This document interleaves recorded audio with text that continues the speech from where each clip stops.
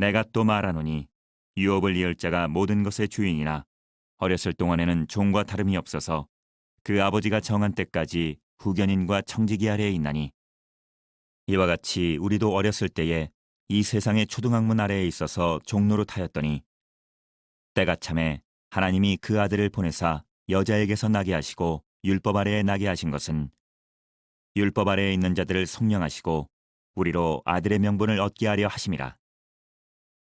너희가 아들이므로 하나님이 그 아들의 영을 우리 마음 가운데 보내사 아빠 아버지라 부르게 하셨느니라. 그러므로 내가 이후로는 종이 아니요 아들이니 아들이면 하나님으로 말미암아 유업을 받을 자니라. 자, 이제 한 달 후면 우리 주님 나신 날 크리스마스 성탄절입니다. 바로 다음 주부터는 대강절이 시작이 됩니다. 그런데 코로나19로 인해서 영 분위기가 안 살고 있습니다. 저 자신도 크리스마스가 곧 있다는 것을 거의 있다시피 하면서 지냈습니다. 그러다가 추수감사주일 강단 과일 장식을 위해서 지난주 금요일 날 대구 꽃시장에 갔습니다. 가보니까 1, 2층 처음 가봤어요. 1, 2층에는 생화를 주로 팔지만 3층에 올라가니까 조화나 아니면 장식품들을 팔고 있었습니다. 그런데 온통 크리스마스 트리하고 장식품이 가득한 거예요. 3층에 올라가니까 크리스마스더라고요. 아예. 그제서야 크리스마스가 이제 곧 오는구나, 우리 주님 나신 기쁜 날이 오는구나 싶었습니다. 교회 이전과 기타 여러 가지 일들이 있어서 분주했었던 마음이 있었는데 크리스마스의 계절이 다가온다라는 것, 그거 하나만으로 정신적으로 여유가 생기고 또한 마음이 조금은 따뜻해지는 듯한 생각이 들었습니다. 여러분들께서는 한 주를 어떻게 보내셨습니까? 지난주 추수감사주일 예배로 인해서 마음이 조금 넉넉해지셨습니까? 아니면 개인적인 상황과 주변의 여건으로 인해 여전히 빡빡한 시간을 보내셨습니까? 우리가 크리스마스 시절이 되면 방송이든 교회에서 가장 많이 듣는 곡이 있다면 그 중에 하나가 아마도 할렐루야일 것입니다. 이 할렐루야는 핸델이 지은 오라토리오 메시아에서 나오는 곡 중에 하나입니다. 영국왕 조지 2세가 처음 이 곡이 발표가 될 때 여러 곡이에요. 53곡이에요. 그 중에 할렐루야 부분이 나오자 너무나 감동한 나머지 그 자리에서 일어서게 되었습니다. 그래서 할렐루야라는 곡이 나오기 시작하면 모두 일어서게 되는 풍습이 생기게 되었습니다. 그런데 이 곡의 작곡가로 알려진 핸델이요, 이 할렐루야, 이 메시아라는 오라토리오를 쓸 때 상황이 만만치 않았었던 겁니다. 본래 핸델은 기독교 가정에서 태어났습니다. 그런데 세속적인 것에 너무 신경을 많이 쓴 사람이에요. 정말 세상에서 인기 많이 얻었을 때, 한창 잘 나갈 때는 동년배였었던 바흐가 찾아왔을 때도 만나주지 않을 정도로 정말 거만했었던 사람입니다. 그런데 어느 날 그가 쓴 오페라가 주로 수입원이 되거든요. 그런데 그 오페라에서 사람들이 안 모이기 시작을 하게 되었습니다. 그 이후에 계속해서 쓰는 곡마다 사람들의 머릿속에서 잊혀져 갔습니다. 늘 실패를 한 거죠. 그러다가 극빈자로 추락하게 되었습니다. 결국에 건강에 이상이 생겼어요. 머릿속에 혈관이 터지는 뇌일혈이 나타났습니다. 그러니까 이제 거동도 제대로 못하는 거예요. 빚은 빚대로 나날이 늘어갔습니다. 아무것도 못합니다. 건강도 잃었습니다. 정말 꼬일 대로 꼬인 삶을 살아가는 상황이었습니다. 근데 그런 상황에서 친구가 한 통의 편지를 보내왔습니다. 내가 보내는 이 시를 가지고 한번 작곡해보는 건 어떻겠나? 라고 보냈어요. 그 시가 바로 이사야서 40장의 이 말씀입니다. 위로하라, 위로하라. 내 백성을 위로하라고 주 하나님이 말씀하신다. 주의 영광은 드러나고야 말리라. 모든 육체가 그 영광을 보리라. 라는 이 말씀을 바탕으로 하는 시를 보냈습니다. 그러자 핸델은요, 이 시를 보고 마음에 용기가 생겼습니다. 그리고요, 메시아를 작곡하기 시작했습니다.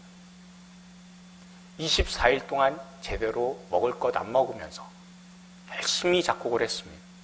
잠도 못 자는 가운데서 메시아 전 53곡을 다 썼습니다. 그리고 핸델은 이 메시아로 인해서 크게 명성을 회복하는 계기가 되었습니다. 여러분, 누구든지요, 사람에게 있어서 어려운 시간이 있죠. 그런데 이것은요, 하나님께서 사람을 다시 하나님으로, 하나님의 사람으로 세우시기 위한 계획입니다. 그러니 우리 예수 믿는 사람의 삶에 의미 없는 고난이란 하나도 없습니다. 그리고 그 고난을 통해 하나님께서는 하나님의 꿈을, 하나님의 비전을 실현할 사람으로 성장시키고 믿음으로 살아가는 또 하나의 방법을 체험하면서 얻을 수 있도록 주님께서 만들어 나가십니다. 하나님, 이 정도면 다 된 것 아닙니까? 겪을 만큼 겪었습니다. 왜 계속 어려움을 주십니까? 라는 그런 생각이 드는가 싶다가도 어려움을 통과하고 나서는 그제서야 전혀 생각하지도 못했었던 감사의 제목들이 우리의 삶 가운데 나오게 됩니다. 그러니 여러분의 삶 가운데 지금 현재 어려움에 처해 있다면 항상 여러분들 기억하십시오. 계속 어렵다는 것은 오르막길을 걷고 있다는 뜻입니다. 그러나 더 이상 어렵지 않고 쉽다면 내리막길에 접어들었다라는 것 여러분 생각하시면 됩니다. 다시 한번 말씀드릴까요? 계속 어렵다면요, 여러분들의 삶 가운데 오르막길 걷고 있다고 생각하시면 돼요. 근데 평탄하고 쉽다라고 생각하면 이제 내리막길이 시작되었다라고 생각하시면 딱 맞을 겁니다. 그리고 하나님께서 계획하신 때 하나님의 방법으로 예수 믿는 우리의 삶을 하나님께서 인도해 주실 것을 믿고 나아갈 수 있기를 바랍니다. 이것을 기억하면서 힘을 낼 수 있는 저와 여러분 되기를 소망합니다. 오늘 말씀은요, 사도 바울이 성령의 감동하심을 따라 기록한 첫 서신서입니다.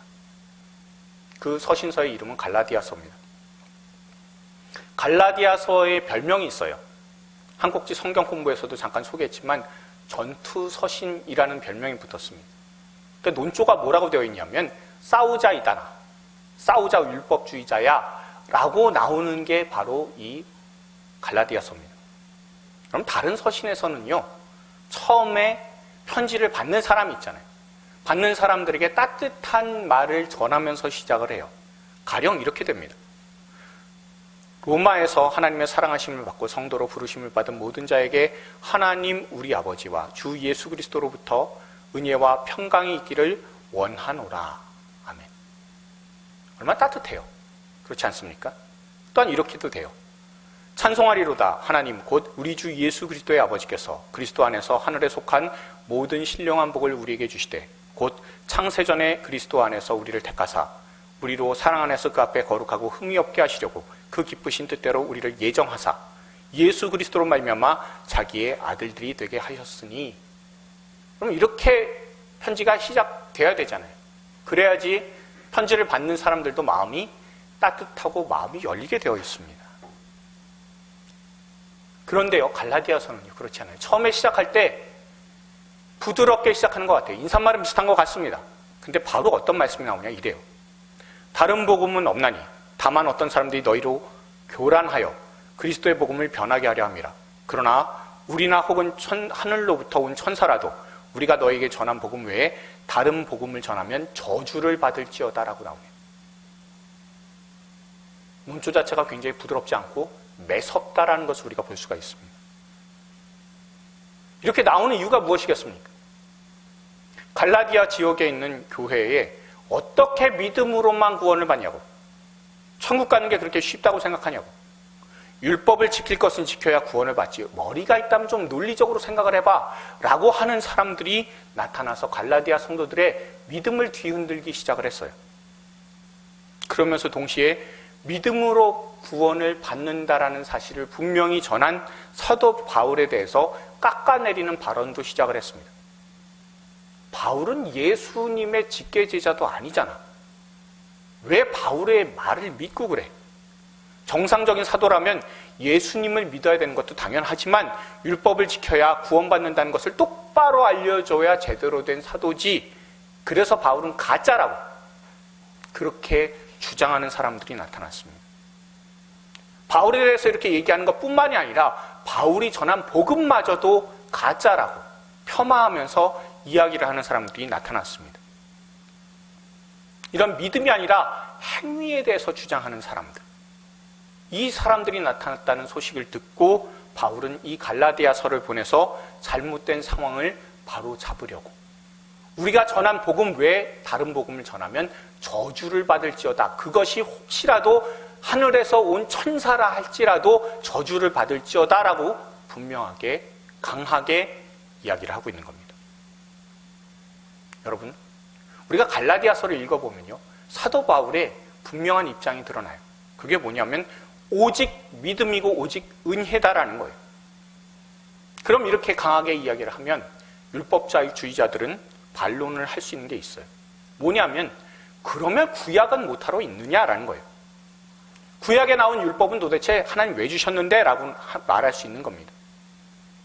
그러면 그 부분에 대해서 답변을 사도 바울이 갈라디아서에서 이렇게 합니다. 그래, 너 말 잘했다. 그러면 하나님이 정말 중요하게 여기는 사람 한 명 있지 않냐? 너희들도 중요하게 여기는 사람 하나 있지 않냐? 그 아브라함 말이다. 그 아브라함에 대해서 하나님께서는 보시고 뭘 보시고 의롭다라고 말씀하셨는데, 의롭다 해주신 것은 아브라함이 할례 받기 전, 곧 의로운 행위를 하기 전인데, 아브라함은 하나님께서 그 믿음을 보시고 의롭다고 해주셨는데, 그럼 율법보다 믿음이 우선 아니냐? 그 율법이 중요하다면 그 율법이 지속한 죄와 저주는 뭘로 해결할 수 있냐라는 겁니다. 결국 율법 안에는 죄가 다 드러난다는 거예요. 다 드러나면 결국 사람들 다 죽어야 된다는 결론입니다. 그러면 죽음의 저주, 그 결론을 뭘로 바꿀 수 있냐라는 거예요. 그럴 때 이렇게 얘기하는 겁니다. 잘 들어라. 주 예수께서 십자가에 못 박히셔서 죄와 사망의 저주를 다 끝내셨다고. 이미 다 끝난 거라고. 예수를 믿는 우리는 십자가를 믿는 믿음으로 죄와 죽음의 저주에서 벗어나서 내 안에 사신 예수 그리스도를 믿는 믿음으로 살아가는 게 예수 믿는 사람이라고. 그것을 분명하게 주장을 합니다. 그럼 율법주의자들이 물러서지 않을 겁니다. 이렇게 물을 겁니다. 그럼 구약하고 율법이 갖고 있는 의미가 뭔데? 라고 물을 겁니다. 거기에 대한 대답이 오늘 본문 3장 23절 24절입니다. 이것을 유진 피터슨의 메시지로 우리가 한번 읽어보도록 하겠습니다. 읽겠습니다. 우리가 충분히 성숙해져서 살아계신 하나님께 믿음으로 흔쾌히 응답하기까지 우리는 모세의 율법에 세심하게 둘러싸여 보호를 받을 수밖에 없었습니다. 율법은 여러분이 잘 아는 그리스의 가정교사와 같습니다. 아이들을 학교까지 바래다주고 아이들이 위험에 빠지거나 산만해지지 않도록 지켜주고 목적지까지 안전하게 도착하도록 도와주는 가정교사 말입니다. 율법이 갖고 있는 의미는 여기까지다라는 거예요. 그리고 이제는 예수님께서 오셨기 때문에 율법으로 통제받는 때는 지났고 믿음으로 구원받는 은혜의 때임을 분명하게 알려주고는 오늘 본문의 내용인 하나님의 때에 대해서 선명하게 우리에게 일러주고 있습니다. 여러분, 우리가 너무나 잘 아는 구절이자 요절로 아는 구절이 바로 갈라디아서 4장, 오늘 본문의 4절부터 6절까지의 말씀입니다. 여러분, 이 말씀을요, 우리가 세 번역으로 한번 같이 또 한번 읽어보도록 하겠습니다. 읽습니다. 그러나 기한이 찼을 때에 하나님께서는 자기 아들을 보내셔서 여자에게서 나게 하시고 또한 율법 아래에 놓이게 하셨습니다. 그것은 율법 아래에 있는 사람들을 속량하시고 우리로 하나님 자녀의 자격을 얻게 하시려는 것이었습니다. 그런데 여러분은 자녀이므로 하나님께서 그 아들의 영을 우리의 마음에 보내주셔서 우리가 하나님을 아빠 아버지라고 부를 수 있게 하셨습니다. 아멘. 여러분, 아이가 처음 하는 말이 뭡니까? 키우신 지 너무 오래되셨나요? 늘 엄마입니다.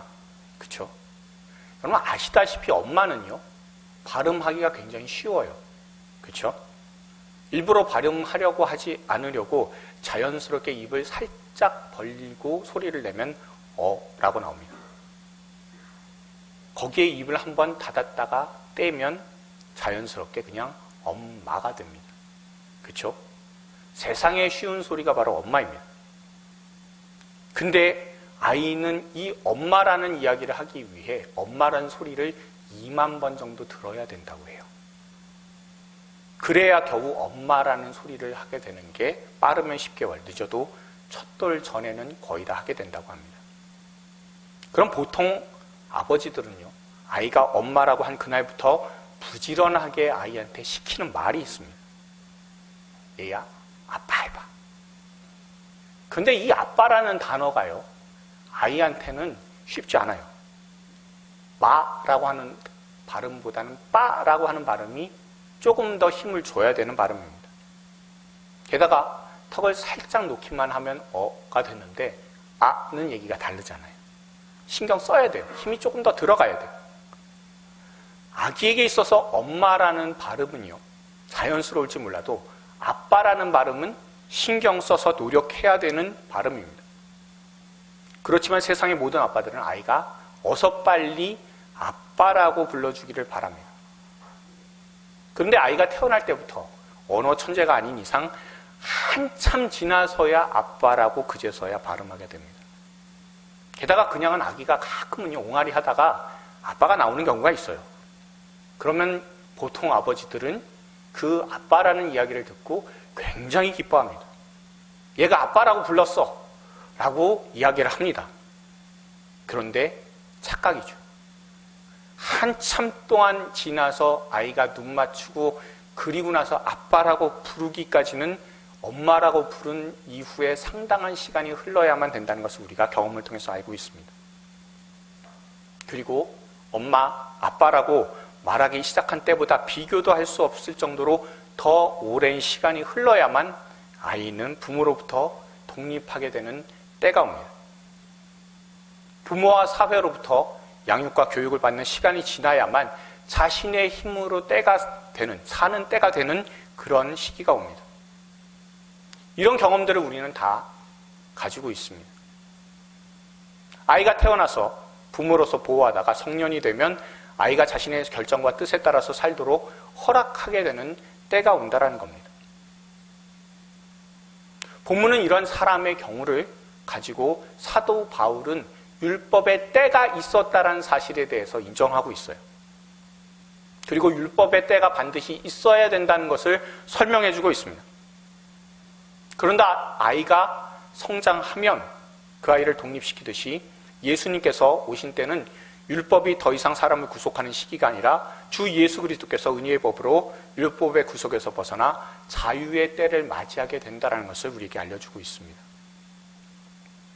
그것을 가장 강하게 그리고 확실하게 알려주는 단어가 바로 4장 4절에 나오는 때가 참매라고 하는 단어입니다. 여러분, 때가 찼다라고 할 때 이 찼다라고 하는 이 번역된 단어는요, 헬라어로 엘코마이라고 하는 그런 단어를 씁니다.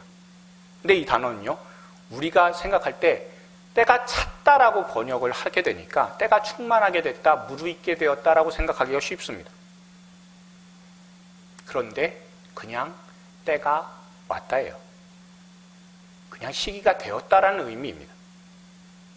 마치 시간이 되자 알람이 울리듯이 시기가 되었다라는 것을 의미하는 것이 바로 이 엘코마이라고 하는 단어입니다.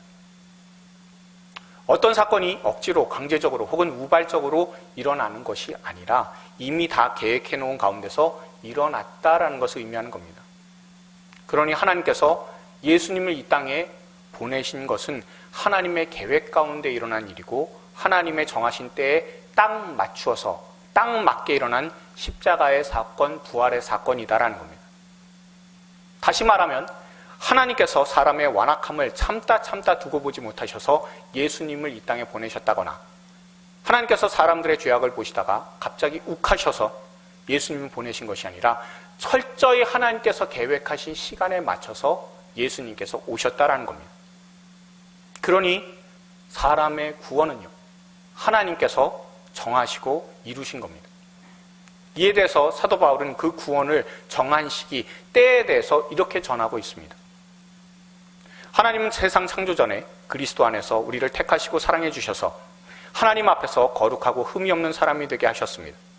하나님은 하나님의 기뻐하시는 뜻을 따라 예수 그리스도를 통하여 우리를 하나님의 자녀로 삼으시기로 예정하신 것입니다. 그래서 하나님이 하나님의 사랑하시는 아들 안에서 우리에게 거저주신 하나님의 영광스러운 은혜를 찬미하게 하셨습니다. 우리는 이 아들 안에서 하나님의 풍성한 은혜를 따라 그의 피로 구속, 곧 죄 용서를 받게 되었습니다. 여러분, 이 말씀은요, 우리가 잘 아는 대로 에베소서에 나오는 말씀입니다. 저는 이 말씀을 읽을 때마다 정말 감사하는 거에 있습니다. 원래 이 말씀의 뜻은요, 분명 사람의 노력이 0.00001%라도 그 노력이라도 구원에 들어갈 수 없다라는 의미입니다. 그때가 바로 창세전이잖아요. 창세전에 사람이 있지도 않았고 사람이 무엇인가 해볼 수 있는 여지도 없습니다. 그러니 그때 우리의 구원을 계획하셨다라는 것은 하나님께서 우리의 노력이 하나도 들어가지 않은 그런 계획 가운데 우리의 구원을 하나님께서 예정하셨다라는 겁니다. 그리고 적당한 시간이 지나서 정해진 시간이 흘러서 예수님께서 십자가 지심으로 우리가 구원을 받게 되었고, 한번 구원하기로 하나님께서 예정하신 사람은 반드시 구원하신다는 것이 오늘 이 말씀의 뜻입니다. 그렇기 때문에 사도 바울이 로마서에서 이렇게 고백하고 있습니다. 이 로마서의 고백을 제가 굉장히 좋아하는 구절이에요. 그래서 저와 여러분이 한번 공동번역으로 같이 읽어볼 수 있으면 좋겠습니다.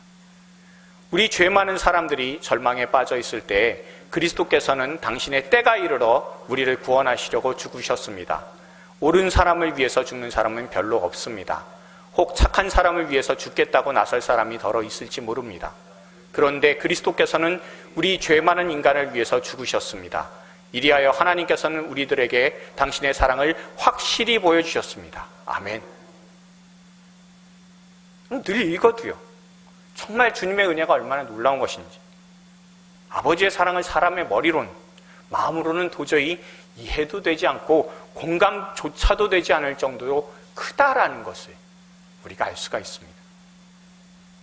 그러면요, 하나님께서 이렇게 정하신 때요, 그 때를 하나님께서 예정하셨잖아요. 그러면 그 때를 예정하시고 하나님께서는 과연 그때까지 어떤 모습으로 계셨을까요? 그 말씀이 등장하고 있는 구절이 있습니다. 그 구절을 제가 한번 읽어볼게요. 너희의 하나님이 이르시되 너희는 위로하라. 내 백성을 위로하라. 너희는 예루살렘 마음에 닿도록 말하며 그것에게 외치라. 그 노역의 때가 끝났고 그 죄악이 사함을 받았느니라. 그의 모든 죄로 말미암아 여호와의 손에서 벌을 받았느니라 할지니라 하시니라. 여호와의 영광이 나타나고 모든 육체가 그것을 함께 보리라. 이는 여호와의 입이 말씀하셨느니라. 아멘. 아까 제가 맨 처음 시작할 때 예화로 들었었던 그 구절이에요. 메시아요. 핸델이 메시아를 쓰게 된 계기가 되는 구절입니다. 이 구절에서 가장 눈길이 가는 표현이 있다면 위로하라, 노역의 때가 끝났다, 여호와의 영광을 보리라 라는 그런 우리가 잘 아는 구절이 있어요. 모두 다 정말 우리의 마음의 위로가 되는 소중한 구절입니다. 그런데 저는요, 여기에서 예루살렘의 마음이라는 이 표현에 눈길이 참 많이 갑니다. 개역 한글에서는요, 어떻게 번역이 됐었냐면 정다이 예루살렘에 말하라라고 다소 좀 어려운 표현, 옛날 표현으로 그렇게 번역이 되었습니다. 그리고 새 번역에서는요, 예루살렘 주민을 격려하라라고 번역이 됐어요. 좀 건조해 보이죠. 공동 번역에서는 예루살렘 시민에게 다정스레 일러라라고 좀 뭔가 뭉뚱그린 듯한 표현으로 번역이 되었습니다. 그런데 이 예루살렘의 마음에서 이 마음은요, 히브리어로 레브라고 합니다. 사람의 의지와 감정, 그리고 마음, 이런 것들을 다 통칭하는 구절입니다. 구약 성경에서 이 마음이라고 하는 이 단어는요, 정말 많이 사용이 돼요. 그냥 쉽게 하면요, 속사람이라는 뜻입니다. 그러니까 하나님께서는요, 위로하라는 말씀을 귀에만 들려주시고 싶은 게 아니에요. 다정하게 말로서만 표현하고 싶은 게 아니에요. 속사람에게까지 전하고 싶으신 겁니다. 이제 죄와 사망으로 인해 지치고 실망한 너희 속사람에게 내 속마음을 전한다라는 것이 바로 하나님의 뜻입니다. 마치 하나님 아버지께서 그 아들 예수님 보내셔서 죄와 사망 율법의 굴레에 빠져서 아무런 소용이 없었던, 소망이 없었던 사람을 구원하시기 위해 시간을 정확하게 예정해 놓으셨는데, 그 시간이 알람이 울릴 때까지 그대로 기다리시고만 계셨다는 것이 아니라 아이가 아빠라고 불러줄 바로 그때까지 가슴이 두근거리시는 듯한 그 마음을 가지고 하나님께서 정해놓으신 시간, 그때에 그 마음을 다해서 이제나 저제나 기다리고 계셨다라는 것을 우리가 이 말씀을 통해서 알 수가 있게 됩니다. 여러분, 때라고 한번 생각해 보십시오. 우리는 이 때라는 긴장감 속에서 숨 막히듯 지금까지 살아왔습니다. 또한 현재도 이 때라는 것으로 인해서 상처받고 힘겨워하면서 살아가고 있고요. 또한 앞으로도 그런 모습으로 살아갈 수도 있습니다. 코로나19의 때가 언제 끝날까요? 언제 합격과 승진의 발표를 듣게 될까요? 언제 조금이라도 형편이 나아지게 될까요? 언제 이 힘겹고 어두워 보이는 시기를 마치게 될까요? 언제 불황의 시기를 벗어날 수 있을까요? 늘 고민해도요, 모르는 게 바로 이 때에 관련된 것 아닙니까? 그래서 우리의 기도의 제목 가운데 가장 많은 부분을 차지하고 있는 것이 바로 하나님 언제까지 아닙니까? 그런데 문제가 하나 있어요. 이 때에 대해서 아는 사람은 아무도 없다는 거예요. 그래서 세상 사람들은 사주팔자를 보거나 아니면 점을 쳐서라도 때에 대해서 알고 싶은 거죠. 근데 여러분, 사주팔자가 뭡니까? 그 사람의 정해진 운명은 그때는 변하지 않는다는 거잖아요. 그렇지 않습니까? 사주팔자가 그거 아닙니까? 정해진 운명 갖고 태어났다는 거 아니에요? 그럼 알아서 뭐 하게요? 안다고 해서 바꿀 수 있는 게 있나요? 저도 때로는 막막하고 답답해서 하나님께 기도했어요. 하나님 도대체 언제까지입니까? 라고 기도를 많이 했고요. 지금도 종종 이 기도를 하곤 합니다. 하나님 언제까지입니까? 라는 것. 여러분들도 기도 많이 하실 줄 압니다. 그런데 정말 그 답 모르십니까? 알고 계시지 않습니까? 언제가 새벽 기도 때인지 수요 기도회 때인지 제가 잘 기억나지 않습니다. 제가 목회하던 곳에 권사님에 대한 예를 한번 들어드린 적이 있습니다. 가정에서 남편이 몸이 안 좋으세요. 그리고 자녀는 이제 막 목회를 시작하게 되었습니다. 게다가 손주는 둘을 떠안고 사셔야 돼요. 그래서 빌딩 청소로 생계를 유지하시는 분이십니다. 그런데 어느 날 속이 불편한 걸 참고 사시다가 도저히 못 참아서 배가 아파서 병원에 갔습니다. 그랬더니 진단 결과가 대장암 4기입니다. 게다가 더 안 좋은 것은요, 간까지 암세포가 전이 됐습니다. 그리고 여기저기 암세포 투성인 거예요. 일단은 가장 큰 종양만 잘라냈습니다. 그리고 항암 치료도 그리 효과가 크지 않을 것이다라는 통보를 받았습니다. 하나님께 기도했습니다. 하나님, 제가 고생할 만큼 다 한 것 아닙니까? 왜 제가 이런 병 걸려야 됩니까? 언제까지 고생만 시키실 겁니까? 그러면서 저한테 기도를 부탁하셔서 저도 기도로 대구에서 신방을 했습니다. 그러면서 저한테 기도 부탁하신 것이 이겁니다. 목사님, 그냥 애들 고생 안 시키게 그렇게만 기도해 주세요. 그 기도를 부탁하시는데 굉장히 막막했습니다. 왜 예수 믿는 사람이 이렇게 힘들어야 될까? 왜 고생해야 될까라는 겁니다. 제가 늘 말씀드리는 그 22개월 그 시절에 저를 찾아오셔서 위로하시고 힘을 주시고 도움 주신 분이세요. 참 막막하잖아요. 하나님께 기도했습니다. 하나님, 그 아들이 이제 막 목회 시작했는데 왜 이러십니까 도대체? 고생을 언제까지 시키시려고 하나님 이러시는 겁니까? 기도하는데 아무런 답이 없어요. 그런데 4개월 후에 전화가 왔습니다. 목사님, 저 다 나았대요. 기쁜 소식을 전해주는데요. 제가 그 소식을 듣고 못 믿었어요. 사실 몸 여기저기에 암세포 다 전이됐으면, 그리고 간까지 나갔으면, 그러면 4개월 지나선 세상 떠나셨다 소식 들어도 놀랍지 않은 소식이잖아요. 얼마 전까지 마지막을 준비하고자 기도원 들어가셨다는 소리 들었습니다. 그런데 멀쩡하게 살아나셔서 전화하시는 겁니다. 그래서 제가 할렐루야 소리가 안 나오고요. 뭐라고 물어봤냐면 어떻게 그런 일이 있대요? 라고 얘기했어요. 참 목사 믿음 없죠. 그랬더니 기도를 이렇게 바꾸셨다는 거예요. 언제까지라고 기도하지 않으시고요. 이제 죽는 날까지 주님을 위해서 살겠습니다라고 기도의 제목을 바꾸셨다는 겁니다. 언제까지라는 기도가 예수님을 위해서, 우리 주님을 위해서라고 바뀌는 그 순간 암세포가 항암할 필요도 없이 나으시고 다 사라졌다는 거예요. 그리고 지금은 열심히 전도하시면서 생활하고 계십니다. 저와 여러분이 자주 하는 하나님의 때는 언제입니까? 언제까지 일해야 합니까? 라는 기도에 대한 그 응답은 딱 하나밖에 없습니다. 네가 그 기도의 제목과 내용에서 자유로워질 때까지 아닙니까? 네가 그 기도의 제목을 나한테 완전히 맡길 때까지, 그때까지가 하나님 원하신 때 아닙니까? 저도 22개월 동안 힘겨운 상황 지내면서 늘 실험한 것이 바로 이 언제까지, 때에 관련된 것이었습니다. 늘 이거놓고 기도했어요.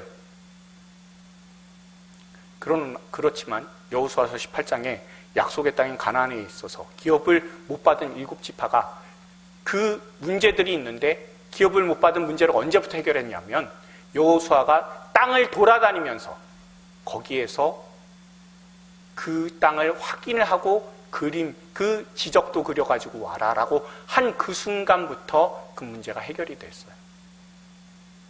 그런 것처럼 저도 22개월 동안에 어려운 그런 일들이 있었을 때 그때 개척하겠다고, 그리고 돌아다니기 시작했을 때부터 제 입에서 언제까지라는 기도의 제목이 사라졌습니다.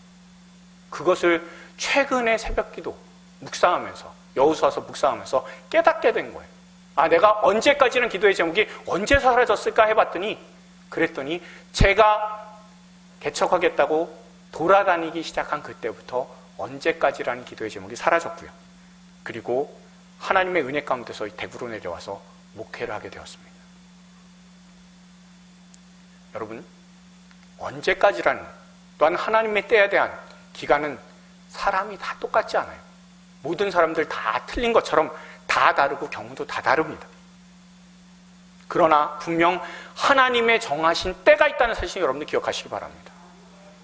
예수님께서 십자가로 우리를 구원하시기 위해 정하신 때에 오셔서 우리의 구원을 십자가의 보혈과 부활하심으로 미리 다 이루신 것처럼 정한 기한이 누구에게나 다 있다라는 겁니다. 여러분, 제가 제일 싫어하는 표현 하나 있어요. 그게 뭔지 아세요? 하늘 보좌를 흔드는 기도라는 그 표현 정말 싫어합니다. 그거 흔들어서 뭐 할 겁니까? 사람이 기도로 흔든다고 흔들릴 보좌면 그거 하나님 보좌입니까? 아니잖아요. 그때가 갑자기 진행되거나 하나님의 기분에 따라서 바뀌는 게 아니잖아요. 그러나 하나님의 때가 올 때까지 우리 기도는 얼마든지 바꿀 수 있는 것 아닙니까? 우리를 괴롭히는 문제가 있어요. 우리가 막막해 보이고 어떤 때는 주님보다 더 커 보이는 것 같은 문제들이 있습니다. 그러나 그 모든 기도의 제목들을 주님 앞에 다 맡기고 그 기도의 제목에서 자유로워지실 수 있는 저와 여러분들 다 되기를 소망합니다. 더 담대하게 주님께서 말씀하신 대로 먼저 그 나라와 그 의를 구할 수 있는 여러분이 되기를 소망합니다. 그러면 그 아들 독생자를 보내주셔서 십자가와 부활로 우리의 구원을 이루신 하나님께서 반드시 정확히 정하신 때에 정확하게 맞춰서 때에 따라 모든 것을 해결하시고 마침내는 이 모든 것을 더해주시는 은혜로 우리를 인도해 주실 줄로 믿습니다. 반드시 오늘 보면 7절에서 나오는 대로 하늘 유업을 주님 앞에 다 맡겨 올림으로 말미암아 누리실 수는 여러분들 되기를 소망합니다. 그 믿음으로 주님께서 기뻐하시는 삶을 살고요. 또한 기도의 제목까지도 우리를 속박시키려고 하는 그 때에서 벗어나 주님의 은혜를 더욱더 기대할 수 있는 저와 여러분을 다 될 수 있기를 소망합니다. 주변에 계시는 성도님들께 우리가 확신을 가지고 서로 격려해 줄 수 있기를 바랍니다. 때와 기한을 하나님께서 정하심을 믿읍시다.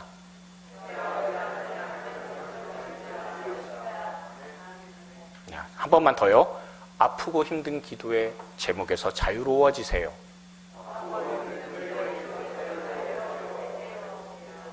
자, 마지막으로 한 번만 더 할게요. 십자가는 짐이 아니라 힘입니다. 그 정확한 하나님, 정확한 그 때를 믿으시고 예정하신 그 예수 그리스도께 다 맡기며 믿음으로 나아가실 수 있는 저와 여러분들 다 될 수 있기를 주님의 이름으로 축원합니다.